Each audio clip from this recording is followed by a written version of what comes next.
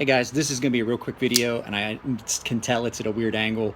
I can't find my tripod, so I'm using my little iPhone stand. I wanted to talk about ZT knives. Now, I really haven't done many videos about them. I haven't had very many come in since I started doing YouTube videos. But I like these. ZT knives are an American-made product. They are very well built. They've got an extremely good warranty. Very rarely are they, is there any issues with them. They use good steel.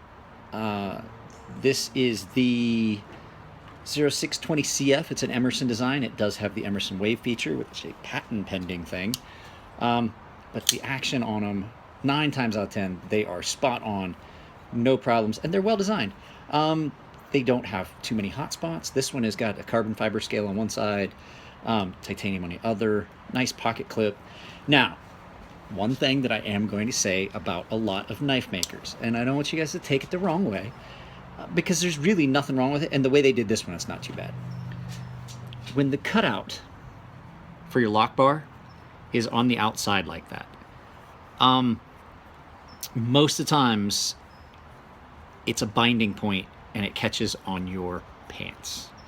Now, this one has been smoothed. Robert Bodiger's last knife that he did, it was nice and smoothed out and well rounded. If it's been well rounded out and everything about it is smooth so it doesn't catch, then there's no issue with it. But there's a lot of knife makers that just kind of do the cutout and leave it really, really square. This is actually squarer than I would like, but I could see it not really being that bad. It depends on the material of the pants you're wearing and where the pocket clip sits as well. Like the pocket clip on this one doesn't sit and push material down into that as hard as at that corner like some of them do. Really nice. Now I want one. But I have to get this done quick. This customer paid the express service. I had a couple other knives that are in for express service that I just finished. And so I wanted to talk about this one, which is in progress. As you can see, I've been working on it. I did take that big point off there, but you can see there's still this huge spot where someone else that sharpened it just did not give a crap about somebody else's knife. Now, I did confirm with the owner that he purchased this knife secondhand. So, like I said, you can just see where that guy got into it with a belt grinder or something. I don't, it could have been one of those work sharps. If you don't know what you're doing, you can really screw a knife up. Even with those work sharp belt grinder types, I mean, that entire tip is completely off. So I don't know. I'm gonna have to do a lot more work on this, but I already let the owner know that this is gonna take a little bit more. This has been a lot of work on some pretty coarse stones. Trying to be careful and marry that angle up. I haven't even apexed it yet, even as much work as I've done on it. Not even apexed it, because that's how badly ground or how badly sharpened it was. Just put a kitchen knife back from the same customer so that you guys know there's sometimes, unless you guys specifically want me to really go out of my way, kitchen knives sometimes come back here and then they have a little heel where there's a dead spot right at the bolster, right where your as a finger guard, and they come down and then they grind down like kind of the ricasso on this, but they grind down and they're so thick. If it's no real good way to sharpen it, and what happens is, and I was trying to do it and I stopped. I don't know if you can see all the damage that I have done to the edge of that stone. And it digs into the stone and it expedites, it gives a little dished out area in spots. It expedites the wear. And unless you absolutely want me to have to do it, and about the only way to do it would be to use the small stones on the Edge Pro, which, like I said, if you want me to use the Edge Pro, it's gonna cost you more. So, my neck knives, I'm going to do a video about that. I do have, right now, I have 5 neck knives that are going to, it might turn into 4, but I have 5 neck knives that are available for you guys to purchase. Basically, the only place I've put anything about it's been here and on Instagram. Several of my YouTube subscribers have purchased them in the past and have been really happy with them. There's a couple guys that you know, like, say how well they hold an edge, because 20 CV, the way we do it in house, like Elliot said in one video, it's insane. It's 64 Rockwell. So that's pretty hard, but when you do that with those high alloy steels, you get something that is at its maximum wear resistance and its maximum impact resistance. And I'm not gonna lie, I've dropped my neck knife, my prototype one, on stuff and stuff like that. I've cut cardboard with it. I have never sharpened it since I made it. You can still shave with it, and I use it for cutting out cardboard and stuff like that. Matter of fact, I might go in and get it and throw it in here so you guys can see. 120 bucks might sound a lot for a little handmade, but for a little neck knife, but they are handmade.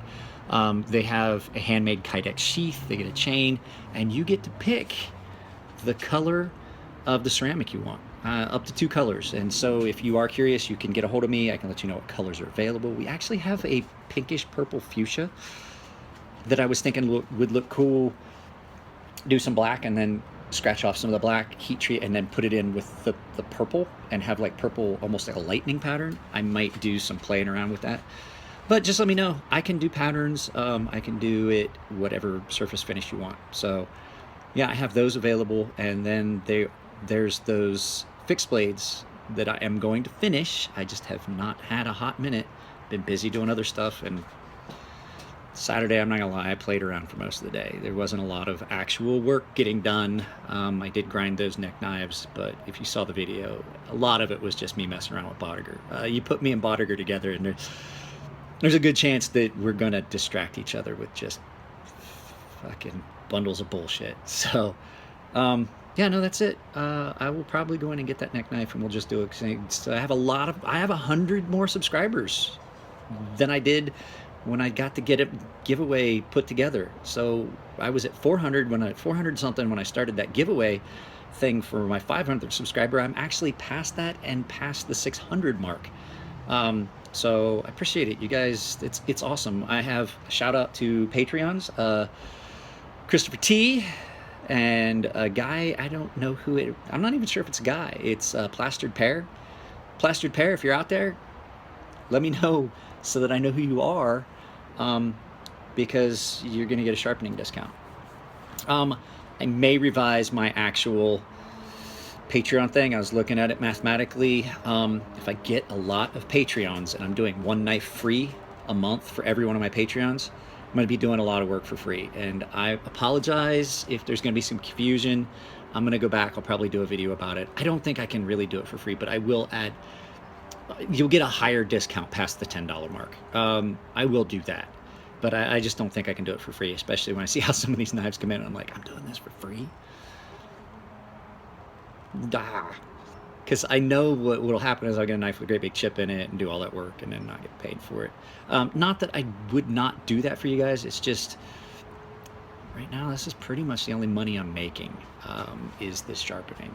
My guys over at Naval Coastal Warfare, keep your head down, stay cool. Talk to y'all later. I'll see you next time. Well, guess what? It's next time, because I forgot that I was gonna do this. Now, I don't so much like doing these small little logos, because you have to have the sticker for it, and sometimes I can't find the decal or sticker. But yeah, have not sharpened this since I made it. May have touched it up on a strop. It actually got dropped and dinked, and I reground it and then sharpened it. So I'm considering that still making it. So let's look here. You gotta remember, like I said, I use this for cutting down cardboard and corrugated cardboard and stuff. Don't make a liar out of me.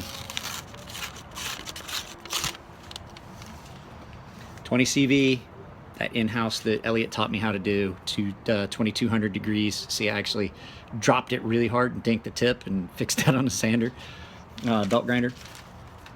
20 CV at 2200 degrees, and then pull it out, quench it on the quench plates, and then from there, put it in that oven twice at 1000 degrees, and you wind up with something that is just past anything I've never had anything hold an edge like this.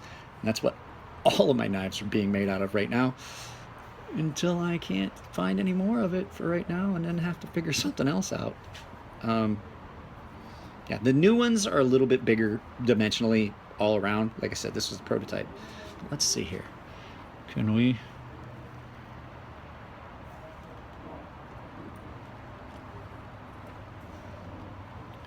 Wasn't great, but she's still cutting hairs.